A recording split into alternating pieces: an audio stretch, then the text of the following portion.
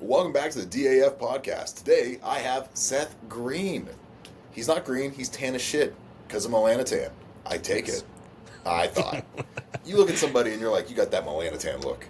Well, I literally just got out of the tanning bed too before I got And on, the so, tanning bed. Yes. Oh my gosh. Well, I'm going to the beach later this week, so I had to look good for the beach. So a lot of people say they get nausea from melanotan too. Have you experienced any of that? Yeah, especially when you first take it. Say the first week or two, it's real bad. Then it kind of clears out. I still get flushed. I do fuck up once in a while. I fucked up last week and I got a real distended gut because I had that Retta and SLU all out at the same time, and I don't have the labels or the vials labeled. And I think I did a little too much of it. And I also usually put 2 mLs of water, and I only put 1 this time, so it was kind of like double the dose, plus I used too much. So yeah, it was probably like 1.5 milligrams instead of like 600 micrograms. Oh, God. So that felt good. Yeah. That's crazy work.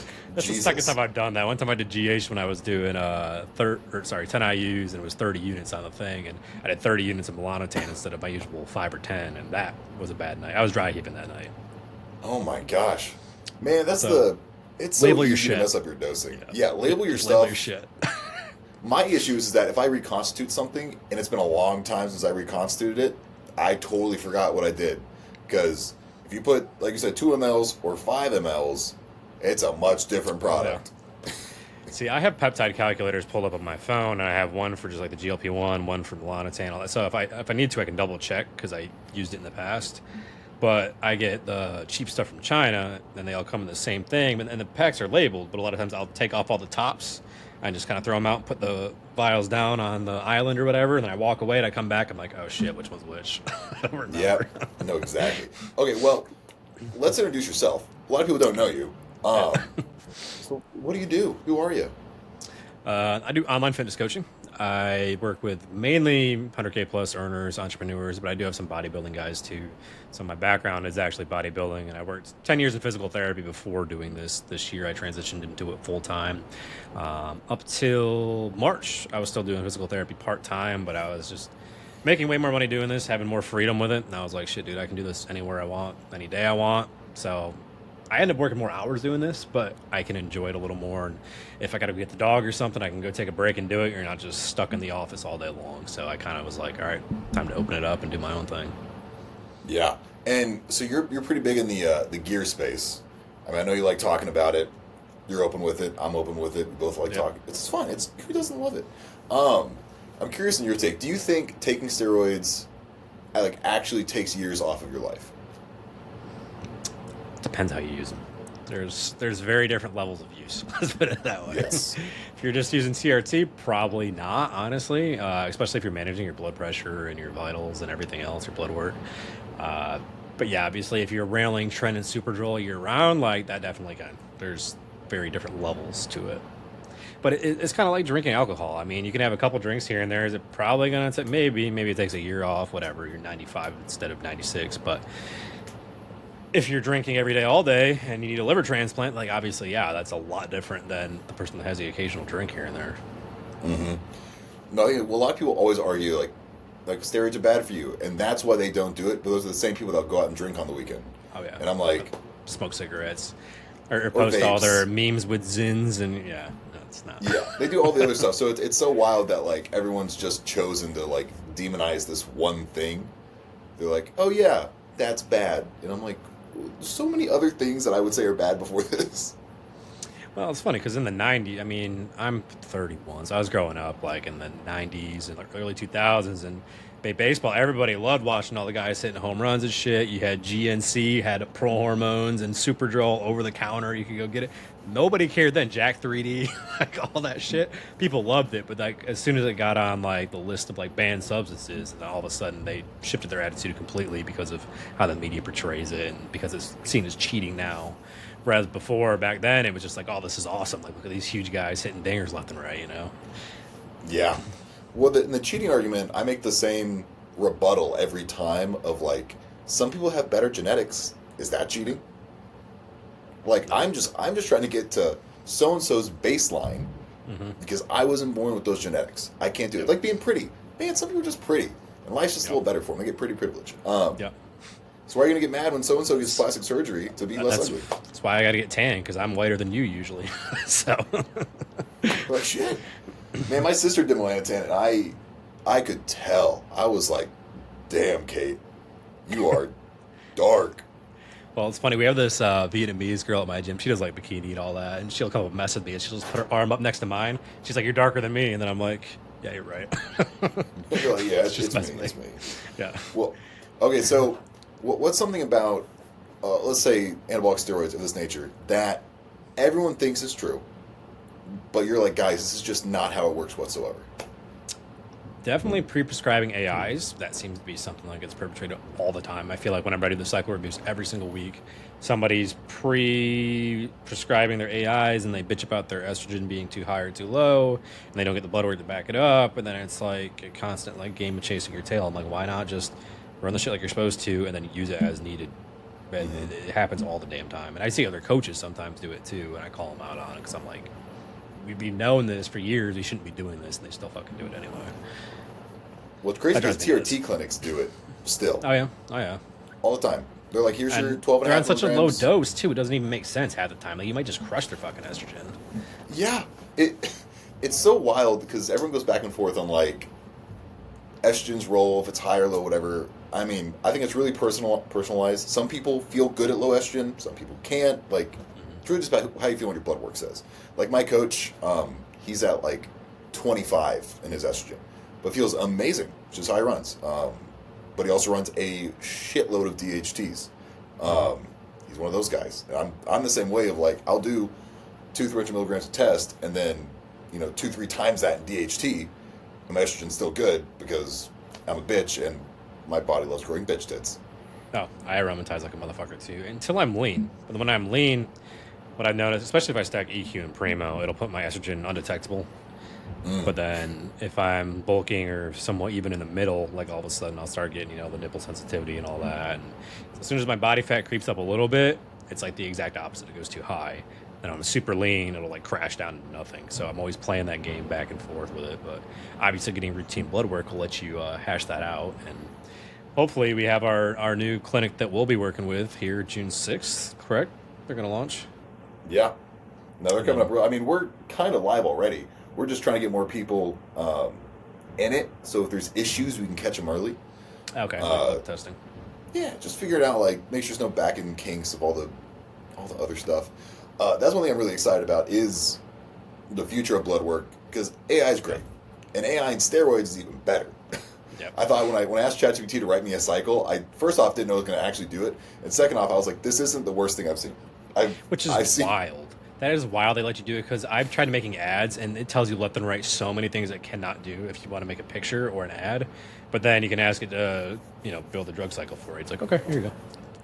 Well, I got around it because I said, like, metaphorically answer this question. Oh. And that's what I did. Because I think if I said ask me to write a steroid cycle, I'd be like, I can't do that. And I'm like, yeah, you could. That drives me nuts, yeah. It's like you figure it out. No, but the AI thing's wild because when I first got into this, I thought everyone needed one too. I didn't understand it.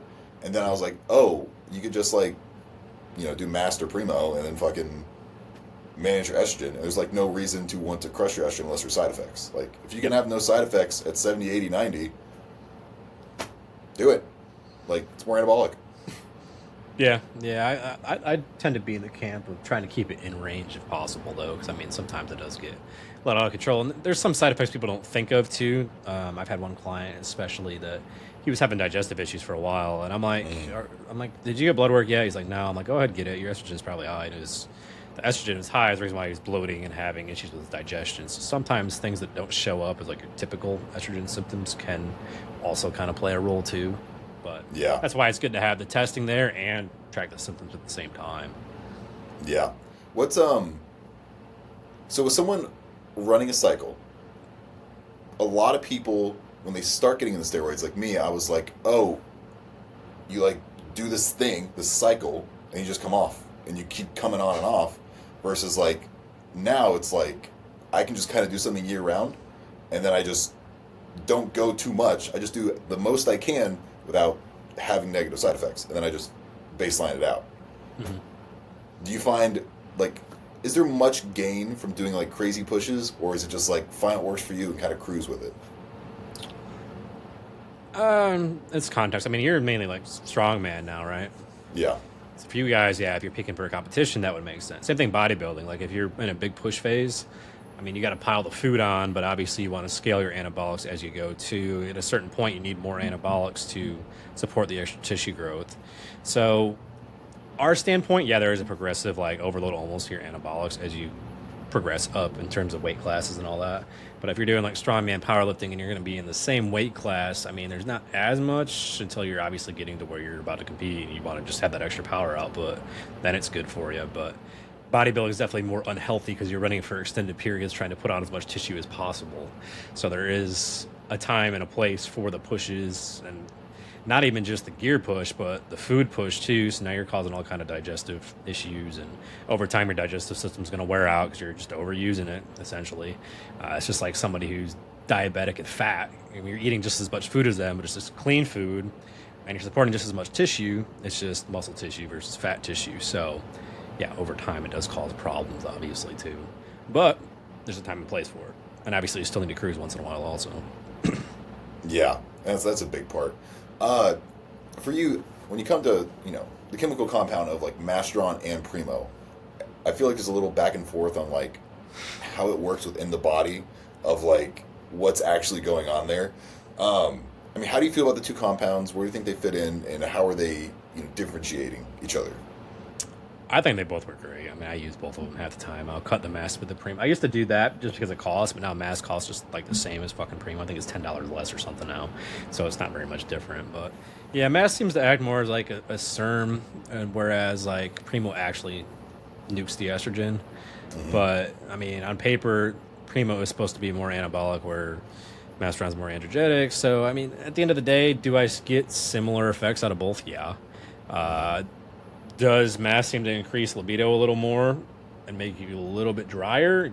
Yeah, but Primo also, I don't feel like I have any side effects on Primo. I do feel like I shed a little more hair-wise with mast, but that's one of those also up in the air. Some people swear it does it, some people swear it doesn't, but I just noticed when I have it in there, I do shed a little more, but it's not like crazy. So I kind of put them on the same plane. I think they're both great anabolics, and I use them in my own cycles a lot. I have a lot of guys who split them also, but I think they're kind of interchangeable, honestly. That's what I've heard. A lot of people that I've talked to have been like, they'll just, if they run out of mass, they'll just do Primo. If they run out of Primo, they just do mass. They kind of just interchange it. Some people get very emotional about changing them. They're like, they're actually very different compounds. Don't do it. Da, da, da, da. And I'm like, all right, it's cool. I have a friend who gets very, very passionate about it, and I just kind of roll my eyes sometimes when I see him get going on it. Because it's like some things in my head are worth fighting about, like big things. Yeah. I'm like, like if this is a big thing, let's not do it. Like maybe don't inject, 300 milligrams of testosterone once a week. Like let's maybe do daily injections, or at least 2-3 times a week. We don't have to bolus ourselves all at once. Like that's something where someone talks about, especially when to prescribe an AI. My head goes like, your TRT, you can start DIM. If DIM doesn't do it, you can do frequency of injections. If that doesn't do it, maybe a DHT. If that doesn't do it, then maybe an AI. That's where I kind of like go down the pipeline. Yeah, and I'm kind of fine either way, honestly. Usually I tell people I have AI in hand and like manage it short term, but typically, I mean, bodybuilding wise, it's better just to add a DHT because you're just adding more anabolics to the stack, essentially. On a cruise, I've seen people do it both ways. Use an AI or use a DHT to control it. Obviously, if you want your HDL to come back, using a DHT probably isn't the best idea in the world, but you're kind of sacrificing your HDL numbers when you're on gear anyway, for being honest. So.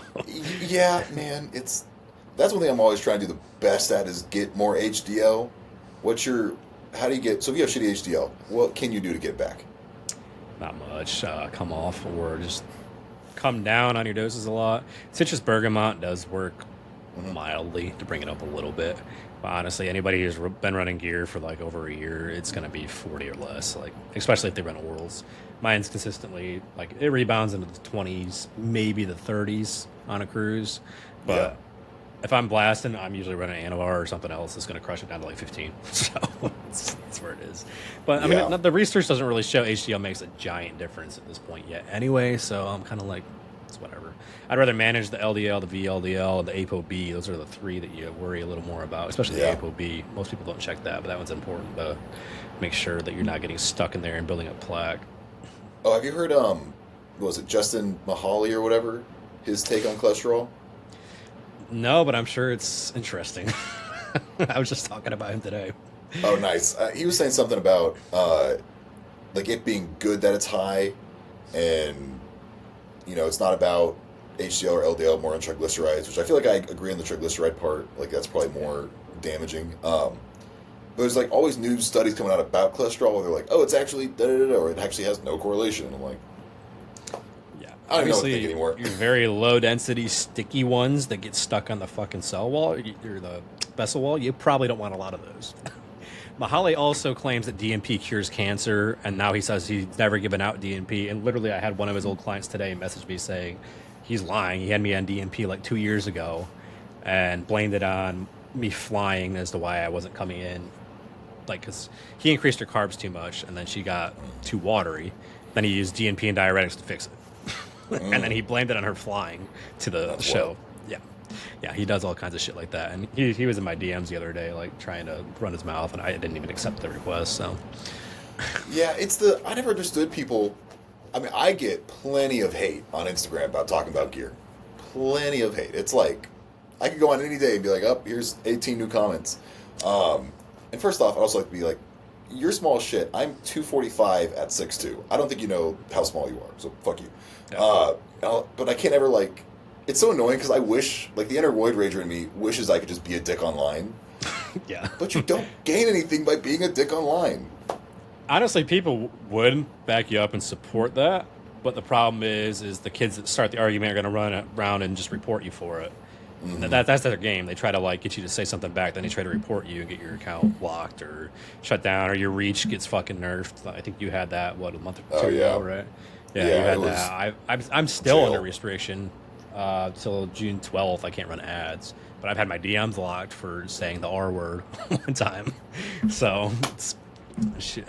The littlest things you don't even think about. Like, oh no, now your business is crippled for 30 days. Way to go! Like, I know it's so annoying on social media. They just pick and choose. Like, you can have OnlyFans girls with crazy stuff, and then I make a little joke about testosterone and jail. Straight to jail.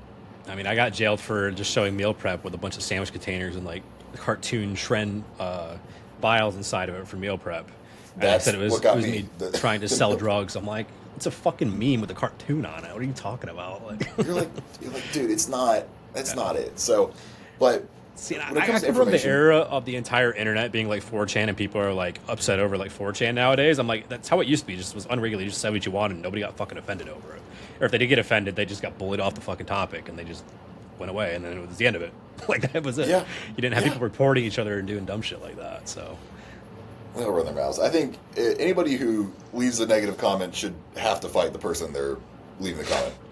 Well, and the thing is, they're always like private accounts or fucking anime pictures, or they never do it with their face showing. They absolutely never do. So yeah, because I'll always go through and be like, okay, do they lift more? Every once in a while, a guy leaves some shit who lifts more, and I'm like, fine, whatever. I'll give it to you. It's like, I'll very get rarely, there though. Very rarely. Very typically, especially because like lately, Runvis. I don't know. You might have seen some of our stuff together. Me and Gear. He's been going after the science-based lifters that are all like TikTok kids in like their 20s, and they're all small as shit, and they all want to run their mouth, and it's just like you don't have any proof. You've been lifting for a year. Like, you don't know as much as you think you do. But they're all know-it-alls. So it's like you're constantly fighting their crowd of other 20-year-olds saying the same shit. It's just like, at a certain point, you just like give up and you just keep responding just to keep it flowing in the algo. Yeah. It's kind of funny just to watch it get pushed further and further, and like a reel that might have died after 5 days all of a sudden has like 3 weeks of watch time that it wouldn't have had otherwise. Yep. You can definitely, and you can rage bait, because I made a lot of content that was rage bait for a while. Like my skits, all rage bait. I know it. Yep. And people really were starting to think that I hated women. They were like, do you like hate women? And I'm like, no, first off, you guys find it funny. It's not my fault that this is getting millions of views. So if you guys didn't like it, I wouldn't make it. But guess what gets views? That. Yeah, and that's all it is eyeballs and attention. Especially if you have a business on the back end. If people are coming in and it's free advertising, like. Yeah. No, it's the. Oh, I think a perfect example of that's the Diego Fit guy. Oh yeah, he's ridiculous. The rage bait, he'll rage bait the hell out of it, and he gets the attention. Yeah, and I'm fine with the rage bait, but when you actually take other people's like transformations, other coaches' transformations, and then you tell people, "Oh, he's running tread and all," and the guy never ran that. Yeah, And you're like basically shitting on his business just to get your business propped up. Then I'm like, all right, I don't like that as much now.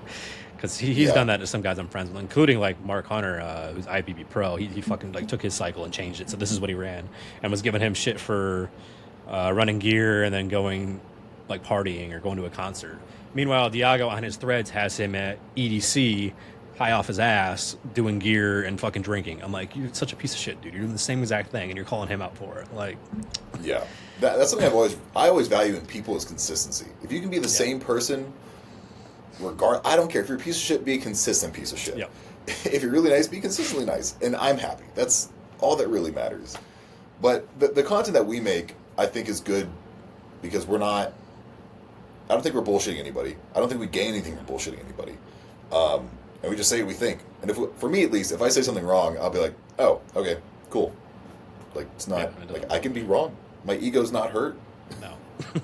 Doesn't need to turn into a big argument either. I'm just like, okay, like cool. Like even the hate mail, like I'll go back and forth with them. At a certain point, I'm just like, all right, I'll just keep commenting. All right, keep going, and they'll keep going, keep going, keep going. I don't care. At a certain point, I just don't give a shit. Like I have other things to do that are more important, so it does not bother me whatsoever. I know. Well, okay, so it's pretty common knowledge now. Like testosterone dosing protocols, TRT, that whole world is pretty fleshed out. I still am not very versed in the oral world. I don't get it. I use them sparingly. What I've personally been doing is I'll do Anavar every other day. In my head, it does less for liver damage. And it gives me a good oomph in the gym. I'm like a little more angry and great because I'm normally not aggressive in the gym. In your head, is that something that's like doable for people? You'd be like, hey, you can do that and actually still get gains? Or do orals have to be like, you take it every day for like 4 weeks and do this thing? Orals are there more for performance. I mean, because they're in and out so fast. You don't have the same effects as injectables, obviously. Yeah. But that's what I always tell people. I do it before the gym. It's only in your system 4 to 6 hours, so you might as well just go ahead, hammer it. And it allows you, like, what I was telling people earlier, like I had somebody send me more Anavar, and I did like 50 milligrams for the first time in a while. I'm like, it allowed me to add one more plate to my single arm row, and like, so now I have that extra output I wouldn't have had otherwise. So you get that extra stimulus, so now you're going to get more muscle growth because of that, not because it's sitting in your system and you sitting on your ass watching Netflix for 6 hours.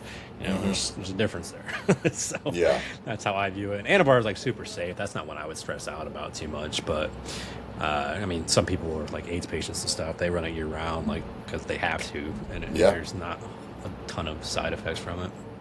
But obviously, if you're using Halo and shit like that, then you have a whole different story there. No, I tried Anadrol for the first time maybe a week ago. I've taken it literally twice in my life, like 2 different days. Like, that is it. Because I was like, doing my Anavar, and I was like, I had a bigger lift, and I'm like, let's do Anadrol for a day. That was crazy. I was like, damn, this shit works. Yeah. And the studies on Anadrol were run up to 200 milligrams on women and children, too. So, I mean, you can use it for a while. I used it for 16 weeks last year. And it's funny because some people are like, you run it for 4 weeks and I can't eat anything. It's like the liver stress and all that just fucks up their stomach. I have like an unlimited appetite. I had no problems. My values were just barely elevated on it. I don't know what the difference is for me. But I know it was pharma grade too. I got pharma shit sent to me, so I knew it was real. Ooh. And I could tell because if I did bent over rows, the back pumps were obnoxious. I had to go like lay down and like stretch out because my lower back was just like a rock after doing bent over rows. Yeah. I do not recommend using a ton of it on any kind of like hip hinging or back day like that for that reason.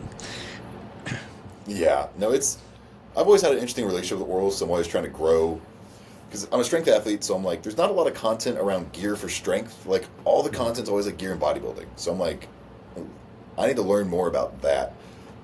Where do you think gear and strength plays in? Like, how do you be like, all right, we're doing gear for this goal, how is that different than doing gear for bodybuilding? Yeah, I actually have a couple strength guys who consult with me, or they'll be like, I'll just do like coaching for them for just the gear part of it, and they have like their own strength coach and everything. It's much more short because there's not as much like complexity. I feel like you just get the ones that give you the best power output. You run them for a few weeks before your comp, and then obviously on the comp you peak the dose out right around that time, so you get the best power output possible. And then after that you just kind of come back down. So there's no real Not as much room for interpretation because you have one goal is to move the fucking weight, and you're leading right up to it. That's when you want to run it. Whereas bodybuilding, everybody wants to like be like, oh, do I do this in a cut or this in a bulk? And you guys are mainly, you don't really give a shit about your body composition unless you're getting too fat. You're going to cut down a little bit. But other than that, it's all about just the performance. So the performance is easy to judge and just base everything off of versus the aesthetics. Now you got to deal with, water weight and is your estrogen too high? Now you're too watery. Now we got to take this away and that away. And that's where it comes into bodybuilding. It's more because of the beauty pageant aspect of it than anything else. Yeah. Yeah. The bodybuilding's always hard because it's so subjective, especially when it gets to like the top 1%. Oh, yeah. Y'all look great. It's just who the judges like on the day. Oh, yeah. That's why I do the strength sport, because it's like, no, I got the weight. There's no ifs, ands, or buts. Yep. Well, that was the big controversy, what was it, 2 weeks ago, I think, when Nick Walker and Derek, they tied it at one of the pro shows. Yeah. And then they had to do like a rejudge on it and all that. I was actually, I think it was when I was in Nashville or something, because I was on vacation or something. Because I just kind of caught the end of it and all the drama around it. But that was a big thing too, where they tied with the judges. And obviously, if you're doing a strength competition, who moved more weight, you don't have that fucking problem. It's simple. It's simple. Well, so a lot of people are trying to build their coaching platforms, and everyone's always trying to make money on the internet, all the things. What do you think's been one of the ways that's made you successful in your coaching? The coaching itself is because, you get the same guy on camera as you get in the coaching program. I'm pretty straightforward in my marketing. I tell people, it's going to be no bullshit. And it's funny, I get on my calls with people who are, looking to sign on, and that's what they all tell me. They're like, I can tell you're no bullshit. They're ready to go. So I don't have any, hard pitches for, sales calls at this point, which is nice. But really the content is what comes into it more than anything. Because if you have good organic content, people will find you. And then they can watch all of that. Whereas, back in the day, if you're running Facebook ads and stuff, people would see your Facebook ad, they go to your Facebook page, and Facebook is always just a fucking mess of shit. Now on Instagram, they can pull up all your videos, all your reels and stuff, just go ahead and watch them. They've done their background research. They go to book a call, and now they know what you're about, they know your program, and they see it all right there.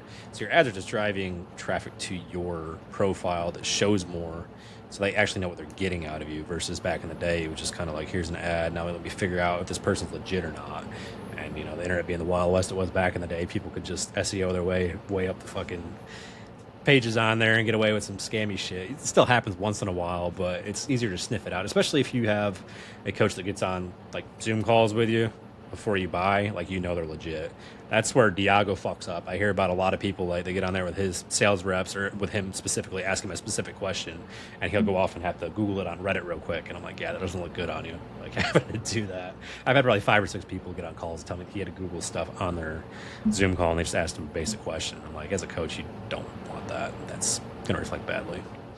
Yeah, you want to be confident in whatever you do. Because I get asked all the time from my friends and DMs, how do you monetize the internet, or how do I build a coaching platform? And I say content's literally the king of everything. Even with my marketing, I do marketing agency stuff for businesses. That's my normal job. So guys, having good organic content will beat ad spend any day. You could spend hundreds of thousands of dollars on ads. I think it's most powerful when you combine the two, because then your ads can push them to your organic, and then you can retarget, and then they just see all your organic shit. Now they trust you more. Especially with today, and the AI nowadays, people don't trust people nearly as much. So having that extra layer of trust is the biggest thing that I've seen. Yeah, and that's the transparency. A lot of people don't understand that you need to be you online. Don't front any gay shit. Just be you, and be consistent. Like you were saying, having the same person. When people talk to me and they're like, "Oh, you're you. That's cool." Yep. They're like, "Oh, they can be the guy that I've seen online for the past year now is the same guy. Yep. Take my money." Yeah. And it's funny, I've gotten on calls, even when I was first starting, I've been doing coaching for a couple of years, but I started doing, the Zoom call, full, call and stuff, and posting more often, because even last year, I'd say December-ish, I still only had, 1,000 or 2,000 followers, and my coach convinced me to start posting more. He's like, yeah, good content, but you only post, once every week. You need to be posting every day. And then I went overdrive and posted 4 times a day, and now I post 4 to 6 times a day, just pump it out. But it's funny because I'll get on the calls, and even starting back then when I'm just a 2,000 person account, I'll get on these calls and people will be like, "Oh my God, it's you." I'm like, it's me in my guest bedroom. Like, but they treat you like a celebrity, like, because they see your shit all the time online. Yep. Like, Yep. I'm in the guest bedroom, dude. Like, I don't know Yeah. what you want. It's nice. And you get to.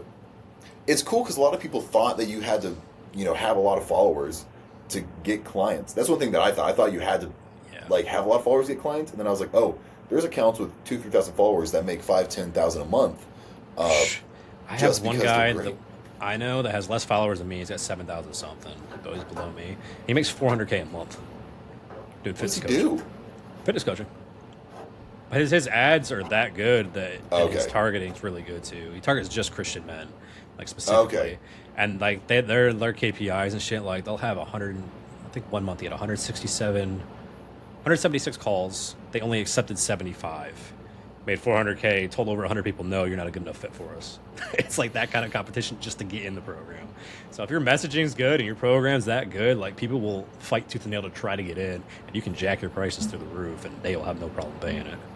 Yeah. No, it's. I think what do you charge per month on your coaching? It varies, like, because I do try to customize it, but it's typically, like, if you're working with me, it's probably going to be around 900 or so, assistant coach 500, and then sometimes I'll do just, like, one-off, like, just gear coaching, so people just want that only, we're not doing the daily check-ins and stuff. So I have that kind of tiering system there, but also I have a lower ticket funnel that's getting built out too, which will be nice because people can just kind of get a taste of it all, and it'll be managed by my assistant coach. He kind of looks in there. They're doing it as a group together and then doing like Zoom calls with him once a week. And if they want the one-on-one, they can always come up to the one-on-one. But that way they can get a little bit of a cheaper taste of like how the results are, how everything looks, how it feels, and then it gives them that upsell too. But those ones we're not going to get in calls with. That's going to be built through landing pages and all that. And they can do their surveys and it'll match them with a program. So yeah, and that's the back end. So like it's people know what a CRM is. It's a client relation manager. Having good CRM, having good funnel, having a good customer experience where it feels like it's cohesive throughout the story. Mm-hmm. If you have that, that's how you can build a brand and then start making money as a coach.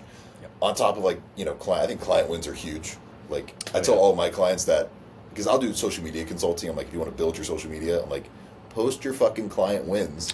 I'm horrible every about that. day. I always forget. Yeah, I forget. And it's funny, I have a VA who does like the fancy motion graphics. And what I do is I'll start pulling, I need to do it this week too. I start pulling out clients. I'm like, all right, go ahead and make these for me. Because I'm going to forget to post them. I always forget those.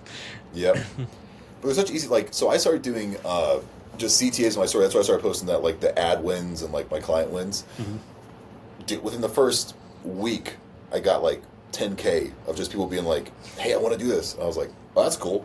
I had no idea that my followers would or own this company or did this thing. Yeah. And if I didn't post that, I wouldn't have made that money. It took me 5 seconds to post it. And that's the thing is because like you and I mean, we just like enjoy the process of making content and all that. But like even me, for the longest time, it felt weird asking people for like money or asking people like. But if they don't know about your service, then you're never going to sell it either. So you got to like make sure people are aware of you have that service also.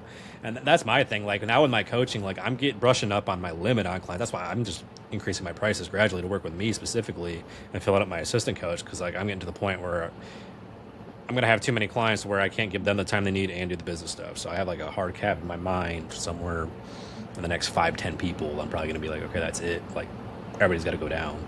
But I'm just raising the prices to like kind of filter people out and make them go down. But it's funny because every time I bump them up, people want to come up to that program too. So I'm like, it's hard to say no, but at some point we're going to start saying no to them. Oh, that's a great problem to have. Yeah. Most people wish they had that problem. Yeah. Yeah.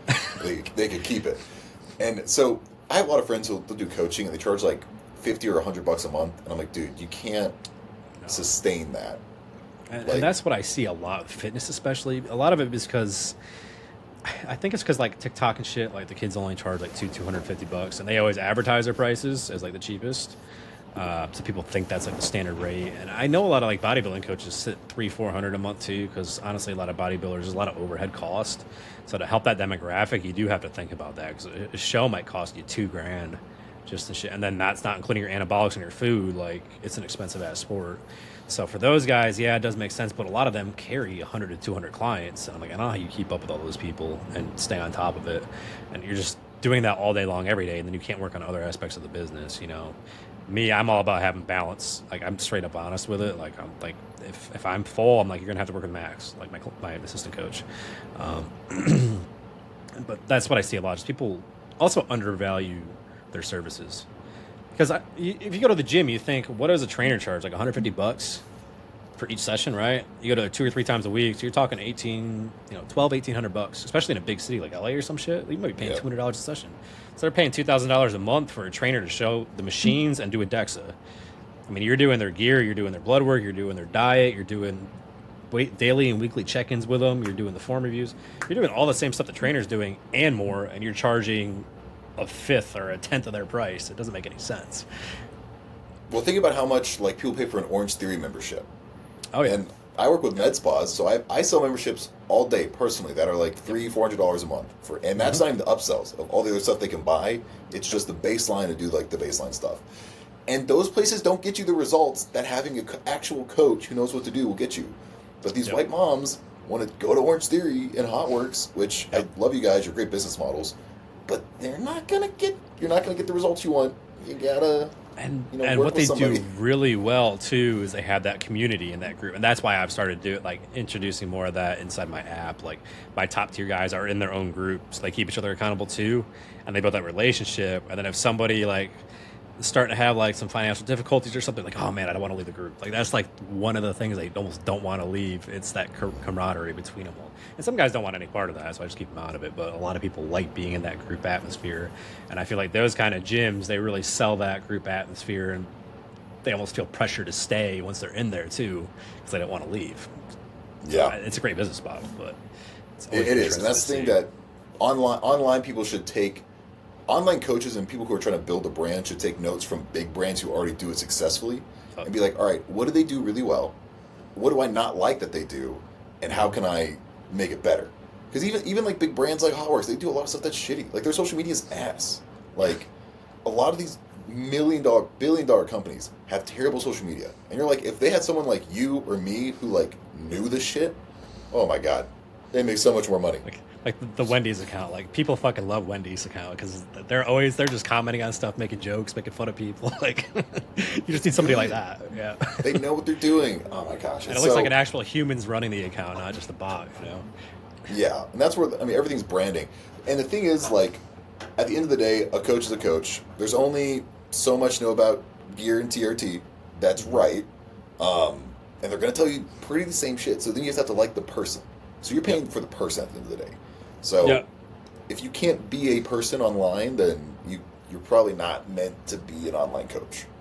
Yeah, and like bodybuilding wise, you're gonna get a workout program, you're gonna get a diet.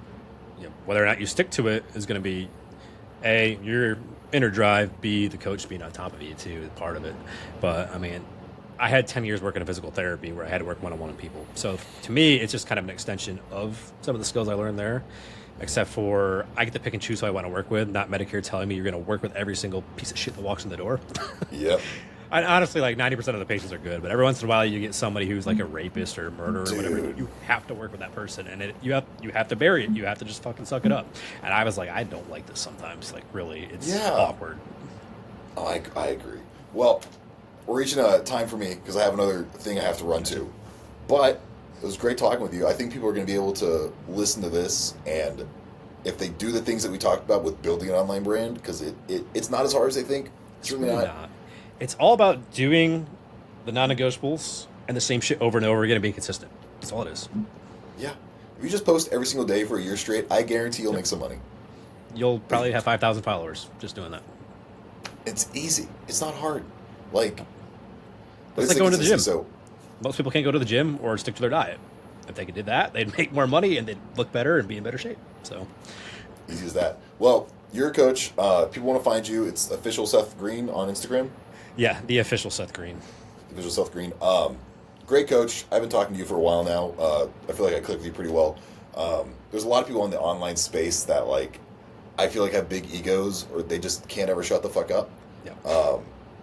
And you can have a normal conversation and be frank with people, which is good. Yeah, I'm a straight shooter. You get what you see. Let's put it that way. Absolutely. Well, thank you for being on, man. I appreciate it. Yeah, man. It's good talking to you.